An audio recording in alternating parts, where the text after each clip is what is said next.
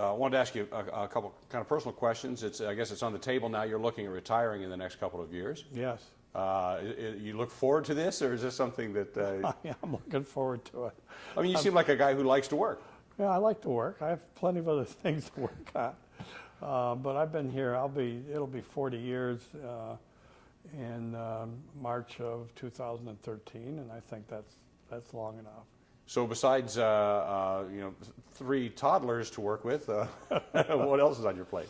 Well, I own a hockey team in Raleigh. I'm wearing my Stanley Cup ring today for you guys. Oh, very nice. Yeah. In fact, I have to fly down there today because we're playing the Red Wings. Oh, seriously? Yeah. Who are you rooting for? I'm rooting for the Carolina Hurricanes. I think we'll forgive you on this one. Thank you. And what other projects down the road? I know that you have talked about shooting a documentary with your wife. And what's the passion that you want to share with the world? Well, I think we have an interesting story to tell about Detroit, and it'll take some time. It's been a wonderful place to live, and we've seen some really remarkable things go on. We saw the world's largest manufacturing company go bankrupt. All right, and all through the whole conversation, and there's their headquarters over there. Even after all that, they're still the world's largest manufacturing company. And then down the street is the second largest or third largest manufacturing company in the world. All right, and when people talk about the Detroit area, they seem to forget about the fact that we have those 2 huge companies headquartered here. It's a wonderful resource and an asset to the entire area. And if we can harness the economic viability they bring here, we can have one of the best cities in the world. All right, because there's very few places that have that kind of opportunity. Well, so many people say manufacturing is dead. We ought to not be putting all of our eggs in the manufacturing basket. Yeah, and you're a software guy. You should agree with that. I don't agree with that. I think you have to, especially since I'm a software guy, we've increased the productivity of the American worker enormously.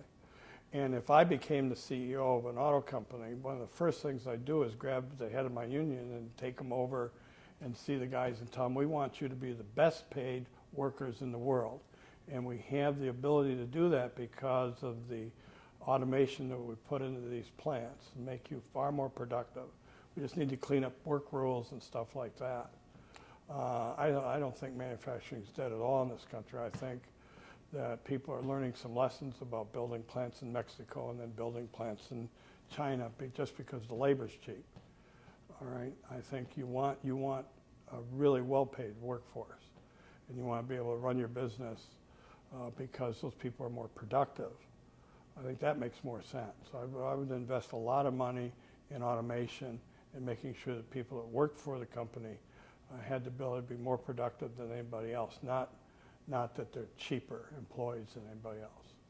So a final question here. I'm sitting here with arguably one of the most successful businessmen in Michigan, in this whole entire region. You're a compassionate guy. So I'm going to put you in charge. You are now running this region. Mm-hmm. Well, what's the answer? I would, first of all, I would make sure everybody understood exactly what the economics are. All right? I would say, if we have more employees today working for the city of Detroit than we had when we had 2 million people, we probably have a problem.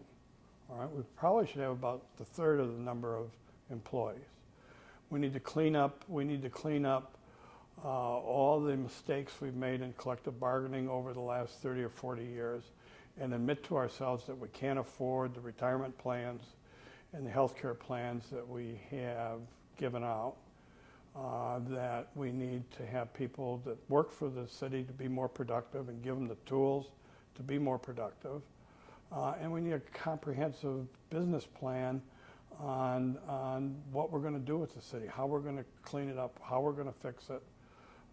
We need a real urban plan that makes sense and allow people to come in and develop against it. But you need to clean up the economics first. You need to be taking in more money than you're spending. There's so much resistance to the governor's plan, for instance, to do just that. Yeah, there's resistance, all right. But I don't think there's the kind of resistance that when Engler first took office and started doing some of the similar things that he was getting back then. I think people elected the governor because they know collectively that the economics need to get fixed. You can't have a quality environment if you're going broke. You just can't.